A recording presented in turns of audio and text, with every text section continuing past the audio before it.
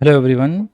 आज की इस वीडियो में हम प्रॉफिट एंड लॉस में वो वाला टाइप डिस्कस करने वाले हैं जिसके अंदर एक पर्सन दूसरे पर्सन को दे रहा है एंड वो पर्सन फर्दर उसको फॉरवर्ड कर रहा है और जो थर्ड पर्सन है वो फर्दर और भी सेल कर रहा है किसी को।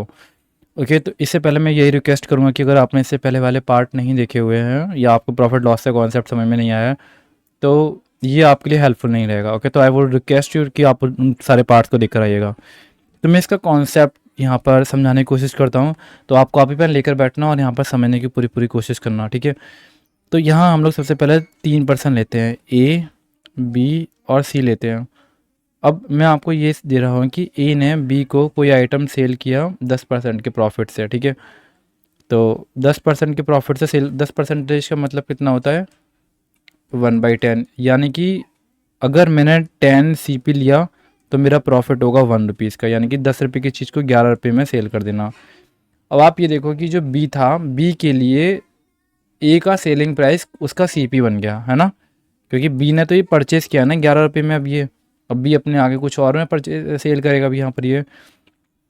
अब हम यहाँ पर ये कहते हैं कि जो बी ने सेल किया वो सेल किया 25% के प्रॉफिट से, ठीक है।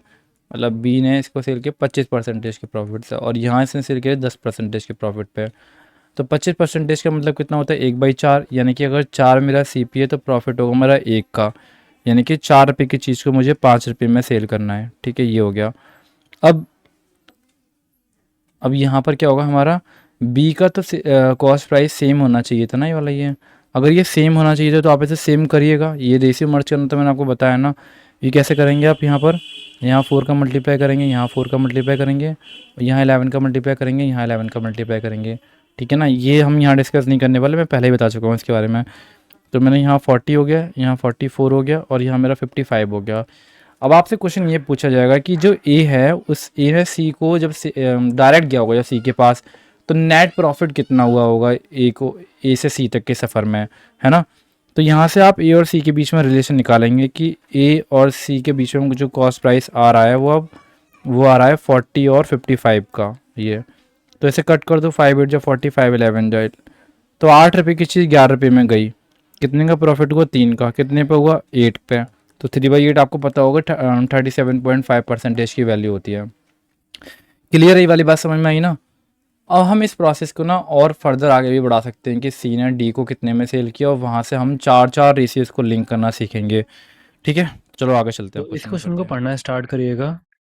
इस क्वेश्चन के अंदर आप देखेंगे कि जैसा हमने अभी अभी देखा कि एक पर्सन दूसरे को दे रहा है, दूसरा तीसरे को दे रहा है, सेम सिनेरियो फॉलो होगा। ओके, तो करना स्टार्ट करते हैं। तो यहाँ पे देखिए, सूर्य ने सोल्ड किया अपना हाउस नीतीश को।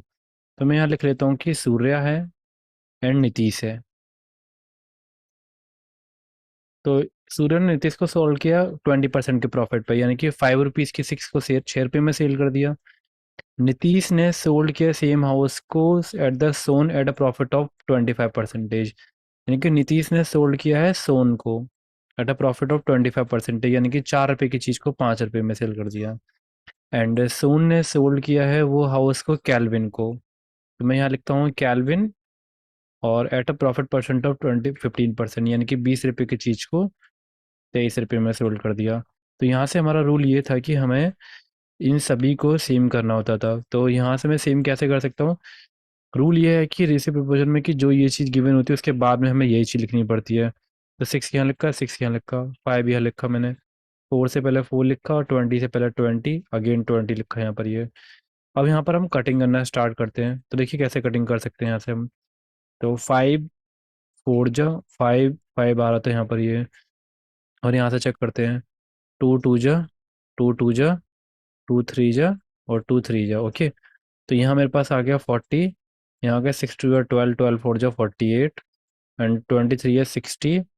एंड यहाँ पर मैं इसको ऐसे रख रहा हूँ 3 × 23 वॉट एवर जो भी आएगा। लेकिन बेटर ये है कि आप अभी इसे ऐसे लिखिए अगर कोई मल्टीप्लाई नहीं कर पा रहे हैं तो। अब ये जो कैलविन था, कैलविन ने पेड किए थे 17.25 लाख रुपीज़, यानी कि ये कैलविन को जो प्राइस है, जो उसके लिए कॉस्ट प्राइस पड़ा है, वो बराबर है हमारा 17.25 लाख के। ये तो यहाँ से कट कर कर देखते हैं। 5 और 2 7, 7 और 7 14 और 1 करने, यानी कि 3 से कट जाएगा। तो मैंने इसे 3 से कट किया। अभी एक काम करो, पॉइंट को ना नीचे 100 ही रहने दो, पॉइंट से छिड़कानी मत करो अभी। तो 3 5 जा 15 और 3 7 जा 21, 3 5 जा 15 अगेन। 23 से अगर कट किया जाए तो 23 2 या 46, 115, 23 5 जाएगा ये। और 25 के टेबल में 100 की वैल्यू होती है 4 बार। तो एक की वैल्यू हो गई मेरे पास 1/4 लाख। ठीक है, अभी इसको ऐसे रहने देते हैं। क्या पूछा हम लोगों से? इफ कैल्विन पेड ये then amount paid by Surya. तो सूर्या ने कितना पेड किया होगा? 40 का 1/4 कर दो आप यहाँ से। तो अगर 40 का 1/4 आप कर दोगे तो कितना आएगा आपके पास यहाँ से? 10 लाख आएगा ना ये। तो ठीक है, 10 लाख आंसर करेक्ट हो गया हमारे यहाँ से। समझ में आ गई बात अब आपकी ये? ठीक है, अब आगे चलते हैं। तो अब यहाँ से नेक्स्ट चलते हैं एंड नेक्स्ट क्वेश्चन आपके सामने है। तो पहले वीडियो को पॉज करिएगा एंड देन यहाँ से क्वेश्चन को करना स्टार्ट करते हैं। A sold the article to B at the profit of 20%। यानी कि अगर ए ने बी को सोल्ड किया 20%, तो 5 रुपये की चीज़ को 6 रुपये में सोल्ड किया। बी ने सोल्ड किया सेम आर्टिकल किसको? सी को, एट अ प्रॉफिट ऑफ 25%, यानी कि 4 रुपये की चीज़ को 5 रुपये में सेल किया। एंड सी ने सोल्ड किया सेम आर्टिकल को to the D at a profit of 10%, यानी कि 10 रुपये की चीज़ को 11 रुपये में सेल किया। अब यहाँ से हमें क्या करना पड़ेगा? सारे रेशियो को मर्ज कर रेशियो निकालने पड़ेंगे। अगर किसी को समझ में नहीं आ रहा है तो आप इस क्वेश्चन को थोड़ा अपने पास वीडियो को पॉज कर रोक कर समझो कि अगर कोई पर्सन किसी को सेल कर रहा है अगर, तो बी के लिए वो चीज़ कॉस्ट प्राइस पड़ रही है ना? तो अभी एक यहाँ देखते हैं, 6 आएगा, यहाँ 6 आएगा, यहाँ 5 आएगा, यहाँ 4 आएगा, यहाँ 10 आएगा और यहाँ 10 आएगा। तो यहाँ अगर मैं कटिंग कर दूँ यहाँ पर ये, तो क्या क्या कट रहा है? हाँ ठीक है, 10 10 10 और 5। तो 5 से मेरा ये 2 2 2 बार कट गए सारे। सभी में 2 2 2 है, 2 2 2 और ये हो गया 3 बार। और कुछ नहीं कट रहा आई थिंक। तो यहाँ आ गया 20, यहाँ आ गया 24 और 6 5 और 30 और 11 3 है 33, ये आ गया। अब यहाँ देखिए इन्होंने कहा कि अगर डी ने पेड किए 3300 रुपये, तो मुझे एक बात बताइए, ये जो डी का ये जो आ रहा है ना 33, ये उसका कॉस्ट प्राइस है, क्योंकि जब सी ने 30 रुपये की चीज को 33 रुपये में सेल कर दिया तो डी ने उसको 33 रुपये में ही परचेज किया। अब एक्चुअल में रियल लाइफ में वो चीज़ बराबर किसके है? 3300 के बराबर है। तो ये इसके कितने गुना है? ये इसके 100 टाइम्स है। तो फिर हम इसकी वैल्यू कैसे निकाल सकते हैं? फाइंड अमाउंट पेड बाय ए। तो ए को अमाउंट कितना पे हुआ? तो 20 का मल्टीप्लाई 100 में करेंगे तो हमारे पास आ जाएगा 20,000 रुपीज़, वो सॉरी 2,000 रुपीज़, क्योंकि 3 जीरो आ रहे हैं ना, 1 2 3। तो ये मेरे पास आ गया 2,000 रुपीज़। ठीक है, ये वाला ऑप्शन करेक्ट होगा मेरा यहाँ से अभी है। ठीक है, नेक्स्ट चलते हैं हम आगे। ओके, तो सो यहाँ मैंने कुछ क्वेश्चन आंसर आपको घर से होमवर्क करने के लिए दिए हुए हैं। आप इन क्वेश्चंस को एक स्क्रीनशॉट ले लो और या फिर वीडियो को पॉज करके ट्राई कर सकते हो।